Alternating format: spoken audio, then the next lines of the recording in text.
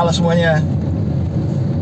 Ini adalah mobil Toyota Foxy tahun 2018. Hari ini gue lagi pinjam sebentar mobil ini buat gue pakai keliling-keliling. Jadi jangan kemana-mana.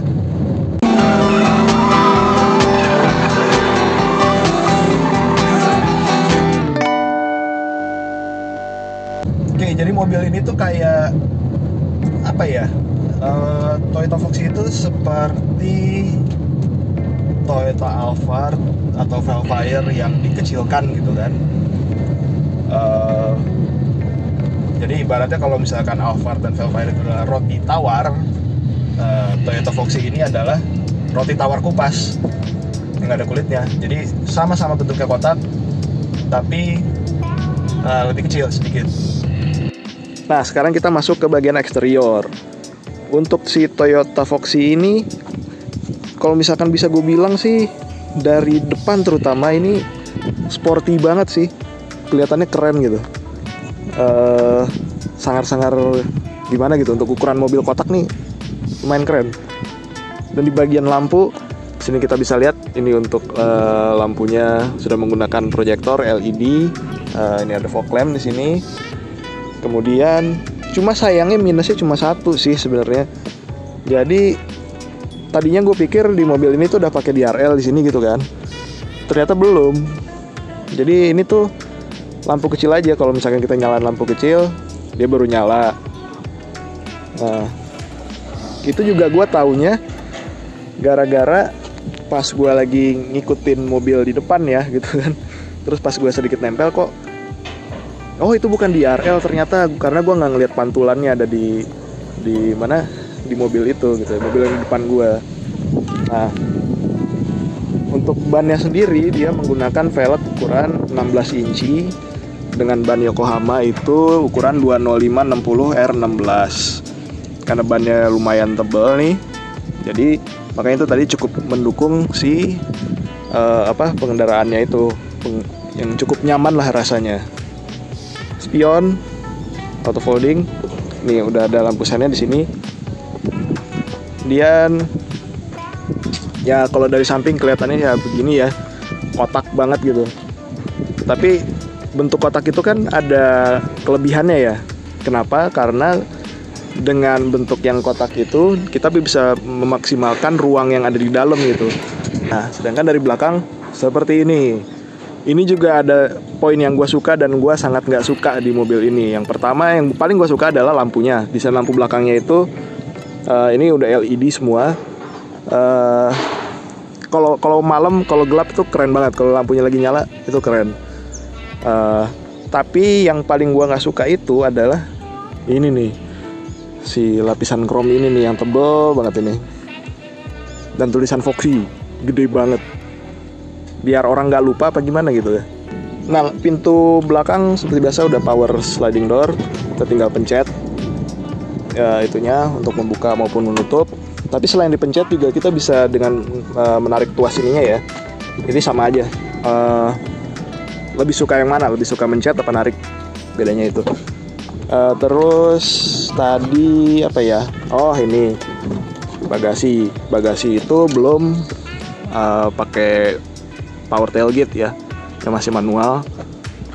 Iya, pintunya juga nggak berat-berat amat, jadi no problem. Yang gua suka kalau misalkan dari kabin pengemudinya ini adalah yang pertama warna interior sih udah jelas, karena perpaduan antara warna hitam, kulit. Jadi kalau misalkan di jok nih, kayak di bagian belakangnya ini punggung itu pakai perforated leather.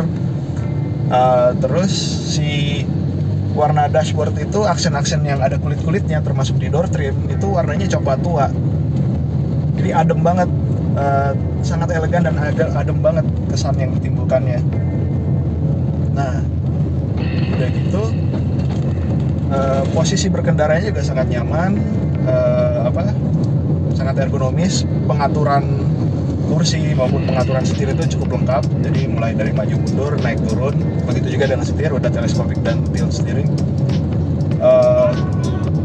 mungkin yang paling gua nggak suka sebenarnya dari duduk di depan itu adalah suara speakernya kali ya. Nah, suaranya tuh ada di sini nih, ada di belakang sini.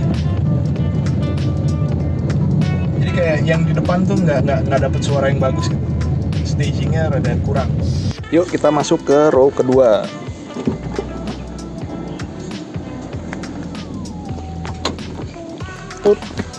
Nah, ini lega banget gak sih? Dan ini tuh masih bisa dimundurin lagi posisi duduknya. Jadi begitu kita masuk, duduk di kursi yang settingannya captain seat gini. Di depan kita nih ada 2 cup holder plus 1 meja. Kemudian di samping sini juga ada ya, bisa dilipat seperti ini. Tujuannya kenapa bisa dilipat, karena ini 2 kursi ini tuh bisa ditempelin, yang ini bisa geser ke sini, ini bisa geser ke sini. Tujuannya adalah untuk bisa dimundurin lagi sampai ke belakang situ. Jadi kalau misalkan si kursi ini dimundurin, si jok baris ketiga itu nggak bisa dibuka. Dan caranya cukup simple. Caranya itu kita tinggal narik tuas ini nih. Ini tariknya paling pol, kita bisa geser ke kiri, bisa geser ke tengah. Setelah itu ketarik, bisa mundur banget. Jadi kalau misalkan kita udah tarik ke posisi yang paling belakang, ini bedanya nih. Lihat legroomnya, jauh banget. Itu jadi kalau yang di sana itu posisi konfigurasi 7-seater, yang bangku yang tengah itu udah paling mundur segitu. Tapi kalau misalkan kita rubah jadi konfigurasi 4-seater, si bangku tengahnya ini mundurnya bisa sampai sejauh ini. Sampai sejauh ini, kelihatan dong bedanya. Gila. Jadi kalau mau selonjoran pakai mode ini tuh enak banget. Cuma sayangnya kalau misalkan kita pakai mode 4-seater seperti ini, jok yang ini tuh, jok yang paling belakang nggak bisa dibuka karena nempelin di sini. Dan yang gue suka lagi dari interiornya ini adalah karena udah menggunakan sunroofnya ada 2 ya, untuk bagian depan sama di tengah. Nah, untuk yang belakang, yang di tengah sendiri itu udah power sunroof, elektrik, bukanya nggak tutup. Sedangkan kalau misalkan sunroof yang di atas gue ini persis, itu kayak sunroof yang ada di bis ya. Jadi buka tutupnya masih manual tuh, dan cuma tilt aja bukanya, nggak bisa di buka ke belakang gitu. AC-nya itu udah triple zone ya, jadi ada buat penumpang, untuk pengemudi, penumpang di sebelah kiri dan penumpang di belakang. Dan semuanya itu bisa diakses dari tombol-tombol setir yang ada di sebelah kiri ini. Jadi, dan bahkan bisa jadi kita ngatur-ngatur AC, tapi yang lainnya tuh nggak ngeh gitu kalau kita lagi ngatur-ngaturin AC-nya mereka. Jadi kayak misalkan gue tinggal masuk ke menu AC-nya ini, terus gue bisa atur kayak rear temperature gitu kan. Kalau misalkan lagi dingin banget, gue pengen ngerjain di belakang, gue dinginin lagi gitu kan. Atau misalkan lagi gerah, yang di belakang malah gue panasin gitu kan, bikin panas. Nggak ada yang bakal tahu, karena semuanya cukup dengan menggerakkan jempol, dan kita nggak bakal ketahuan kalau kita lagi ngerjain orang. Nah, ini sekarang bagian pengemudi dari Toyota Foxy. Sebagaimana kita lihat di sini ada pokoknya bagian instrumen cluster, ada di sini belakang setir, kemudian audio, display, dan di situ adalah untuk MID. Dan untuk MID itu sebagaimana tadi gue bilang bisa diakses melalui ini tombol-tombol yang ada di sini, yang ada di sebelah kiri ya. Nah, kayak tadi yang gue bilang nih, buat ngatur AC tanpa orang tahu nih ya, kita bisa masuk ke menu AC ini, terus jempol pencet ini kita masuk, terus tinggal pilih. Nah, kita bisa ngerjain yang di belakang nih.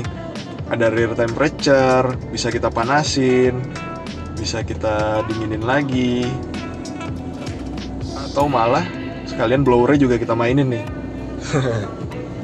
Jadi itu kalau mau kita diem-diem ngerjain yang di belakang. Tapi kalau misalkan kita mau terang-terangan ngerjainnya, di sini ada panel AC dan udah jelas di sini ada untuk rear passengernya ya. Jadi kalau misalkan kita mau ngerjain orang, jangan pencet-pencet yang di sini nih, yang dari sini aja. Nanti ketahuan kalau yang dari panel AC. Kemudian di sebelah kanan sini ada cruise control. Ini untuk ngatur-ngatur cruise controlnya. Kemudian di sini ada engine start stop button. Ini untuk sensor parkir. Kemudian ini untuk buka tutup pintu belakang. Untuk bagasi ini masih manual, jadi nggak pakai elektrik. Kemudian masuk ke bagian pintu. Di pintu ini semuanya sudah ini ya, untuk power window-nya semua udah automatic semua, jadi tinggal pencet sekali doang. Ini untuk ngunci-ngunci, kemudian untuk pengaturan spion, dan ini untuk auto folding mirror-nya. Kemudian di sebelah sini lagi, ini untuk pengaturan jam. Kemudian dan ini ada eco mode. Jadi kalau nyalain eco mode dari sini. Kemudian ini untuk tombol traction control. Nah, sebagaimana gue mention di sini tadi ada sunroof. Tapi sunroof ini masih manual. Jadi kalau mau dibuka bener-bener ya manual ya. Nah, jadi cuma bisa tilt aja, nggak bisa digeser-geser, nggak bisa bener-bener dibuka. Jadi di sini ada tombol kecil, bisa dipegang, bisa dipencet sambil diangkat. Untuk kekedapan kabin sih kedap ya. Ini kayak dari tadi nggak terlalu kedengeran ya, ada suara motor yang seliweran di kiri kanan. Dan suspensinya juga empuk banget. Enak lah, ini sebenarnya mobil yang sangat enak. Kemudian untuk mesinnya sendiri ya, performance ya, kalau kita bicara performance, mesin 2000 cc 4 silinder. 2000 cc 4 silinder ini mengeluarkan tenaga sekitar 150 horsepower dan dikawinkan dengan transmisi CVT. Sebenarnya rasanya gimana ya? Akselerasinya cukup lah untuk mobil penumpang ya di kelas ini lumayan lah, karena biasanya kan nggak bakal dipakai ngebut-ngebut juga gitu kan. Mungkin ngebut tapi akselerasinya nggak perlu yang instan. Nah, ini cocok nih. Dan karena dikawinkan dengan transmisi CVT, dia itu karakternya jadi lebih halus lagi pengendaraannya. Dan di mobil ini tuh ada eco mode. Nah, kalau misalkan kita nyalain eco mode-nya itu, akselerasinya itu benar-benar dibatasin. Jadi si CVT-nya itu kayak RPM-nya tuh di lock di cuma 1000 sampai 2000 doang, nggak mungkin lebih dari itu. Mau di kick down kayak apa juga nggak bakal ngaruh. Nah, jadi mobil ini bisa jadi sangat irit kalau misalkan kita lagi nyalain eco mode-nya.